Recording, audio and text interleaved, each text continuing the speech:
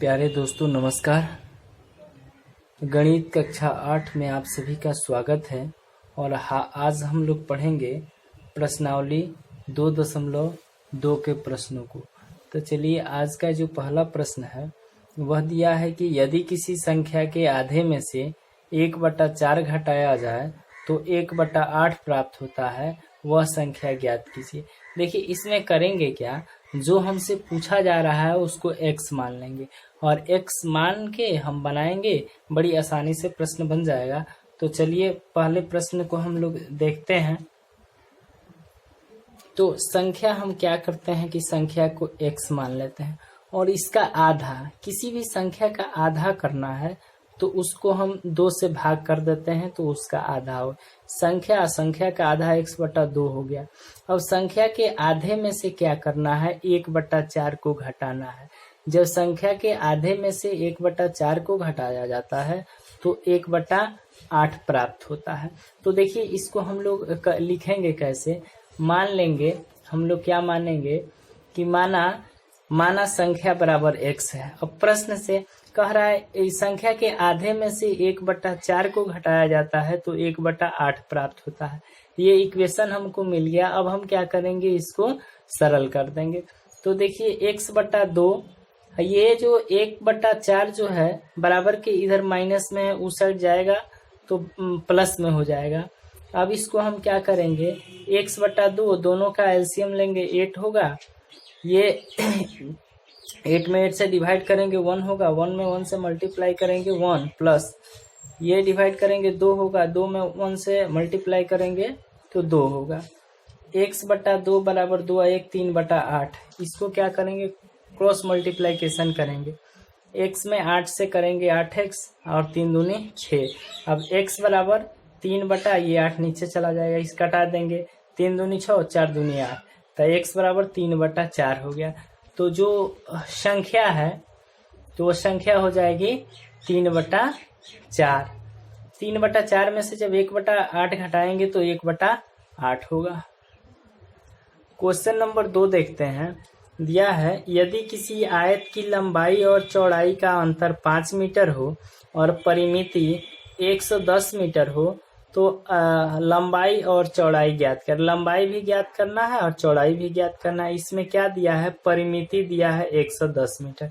तो सबसे पहले हम जानते हैं कि आयत क्या होता है। तो देखिए, जिस चतुर्भुज की आमने सामने की भुजाएं बराबर हो और ये प्रत्येक कोण 90 डिग्री का हो उसको आयत कहते हैं। तो ये भुजा जितना होगा उतना ही ये होगा और ये भुजा जितना होगा उतना ही ये होगा। तो इसमें कह रहा है कि यदि किसी आयत की लंबाई और चौड़ाई का अंतर, ये जो लंबाई है और चौड़ाई है दोनों का अंतर कितना है, 5 का अंतर है। यदि चौड़ाई x है तो ये लंबाई जो हो जाएगा 5 इससे अधिक हो जाएगा। 5 मिनट मान लेते हैं चौड़ाई x, चौड़ाई मान लीजिए x और लंबाई मान लेते हैं x + 5। यदि आप लंबाई x मानते हैं तो चौड़ाई 5 कम कर दीजिए, लेकिन जैसे आपकी मर्जी वैसे बना सकते हैं, मान सकते हैं। तो हम चौड़ाई x मान लिए हैं और लंबाई x + 5 मान लिए। परिमिति दिया है, परिमिति कितना दिया है, तो परिमिति दिया है 110 मीटर। तो इसको लिखेंगे कैसे, हम लिखेंगे कि माना आयत की लंबाई बराबर x मीटर मान लेते हैं, आयत की चौड़ाई बराबर x मीटर मान लेते हैं और आयत की लंबाई x + 5 मीटर। आयत की परिमिति दिया हुआ है 110 मीटर। प्रश्नानुसार आयत की परिमिति तो दिया हुआ है 110 मीटर। अब आयत की परिमिति बराबर सूत्र होता है 2 × लंबाई + चौड़ाई। ये लिख दिया, परिमिति आपको 110 मीटर दिया हुआ है, 2 × लंबाई, देखिए लंबाई कितना है, तो लंबाई है x + 5 और चौड़ाई है x बराबर 110, ये परिमिति है। अब ये x और x, 2x + 5, ये 2 इधर गुना में है तो इधर आएगा तो भाग में होगा, ये कटा देंगे तो 55 दूनी होगा 110। अब देखिए 2x बराबर ये 55 है, बराबर के इधर प्लस है तो इधर आएगा तो माइनस में हो जाएगा। या x बराबर, ये x बराबर हो जाएगा 50 ये 2 गुना में है, इधर आएगा भाग में होगा, ये कट जाएगा, 25 दूनी 50, तो x का मान आपका आ गया 25 मीटर। तो हम लिखेंगे अतः x हमने क्या माना है, चौड़ाई माना है, तो आयत की चौड़ाई बराबर 25 मीटर और आयत की लंबाई 25 प्लस 5, x प्लस 5 माने हैं, तो x का मान 25 है, प्लस 5 बराबर ये कितना हो गया 30 मीटर। अब देखिए इसको वेरीफाई करना है कि जो हम बनाए हैं वह सही है कि नहीं। तो लंबाई हमारा आ गया है, लंबाई आ गया है 30 मीटर और चौड़ाई आ गया है कितना 25 मीटर। परिमिति दिया हुआ है,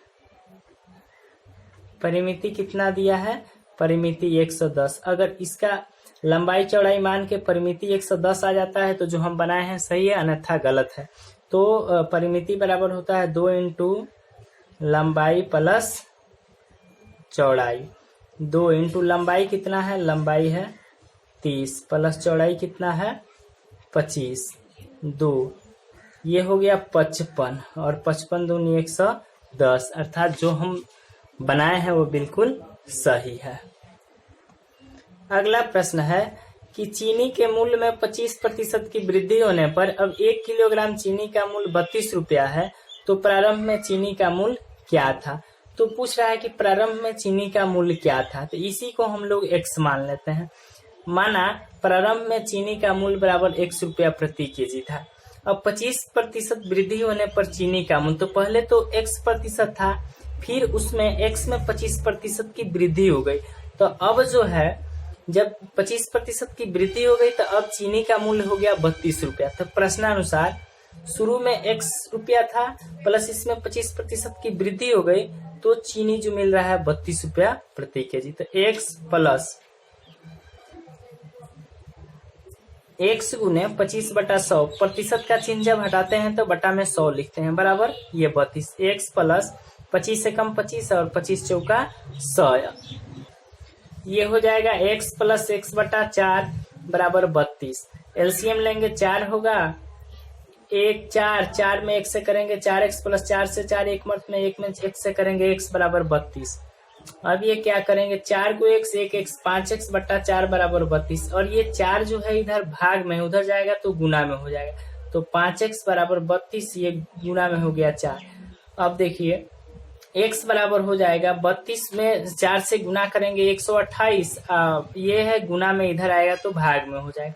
128 में जब 5 से हम भाग देंगे तो 25.6 आ जाएगा, 25.6, अतः x का मान 25.6 आ गया।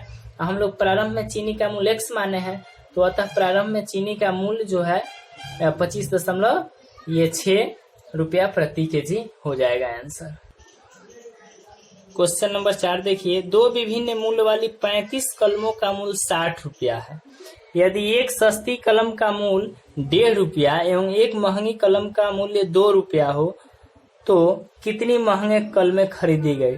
अब देखिए महंगी कलमों की संख्या पूछ रहा है, तो जो पूछ रहा है उसको क्या मानना है, तो जो पूछ रहा है उसको x हम मान लेते हैं। तो लिखते हैं कि माना महंगी कलमों की संख्या बराबर x, माना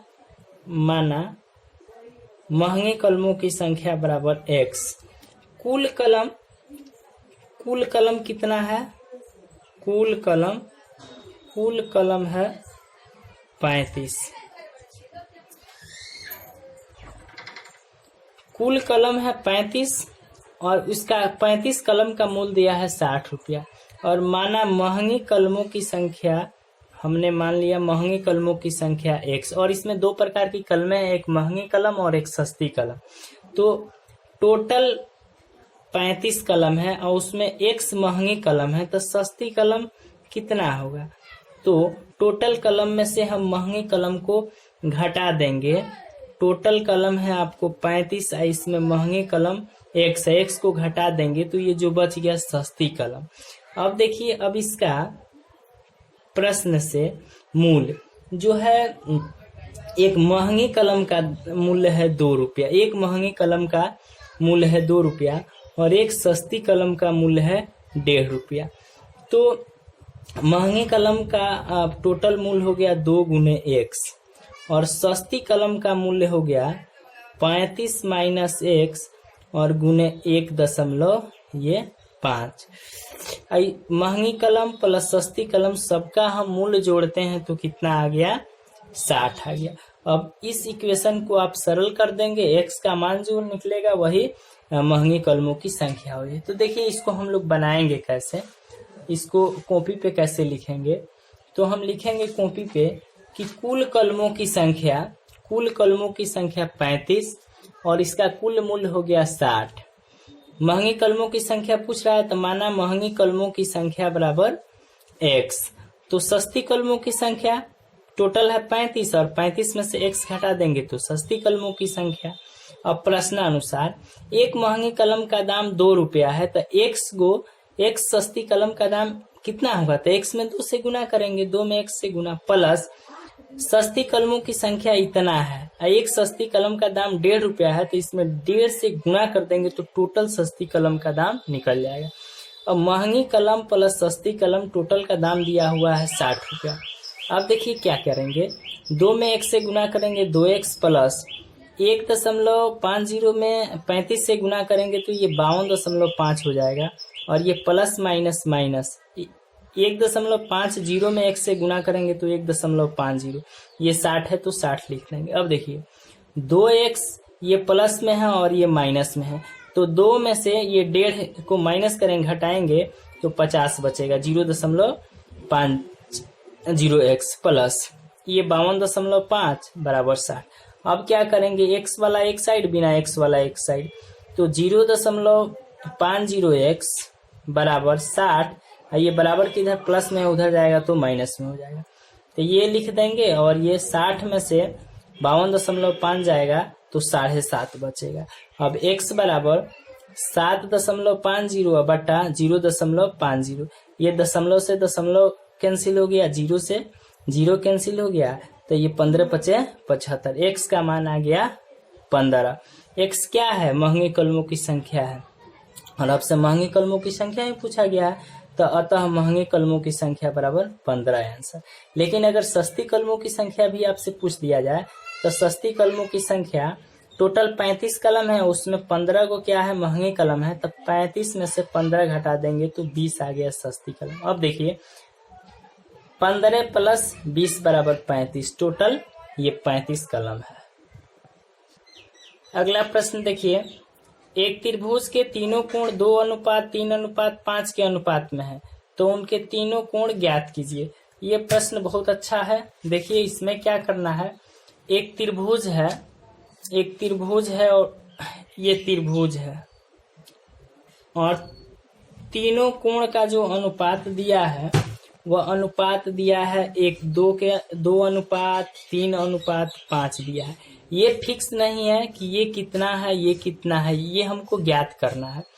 तो ये एक 2:3:5, ये 2:3:5। इसका मतलब कि अगर ये 20 है तो ये 30 है और ये 50 है।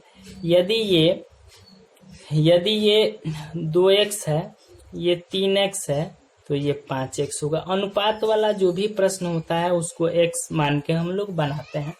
तो माना पहला कोण बराबर 2x, दूसरा कोण बराबर 3x और तीसरा कोण बराबर 5x।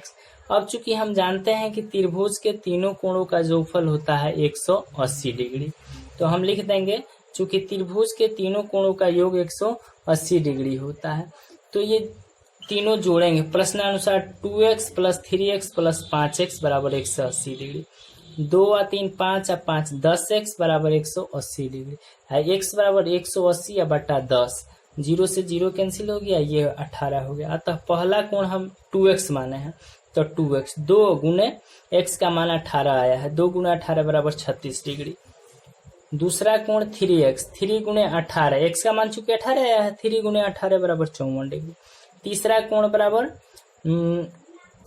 5 गुणा 18, 18 पचे 90 डिग्री। ये प्रश्न सही है कि गलत है हम सिद्ध करके देख भी सकते हैं। ये 36 और 54, 90 और 90 180 और त्रिभुज के तीनों कोणों का जोगफल 180 होता है, इसलिए जो है ये सही है। Thanks for watching.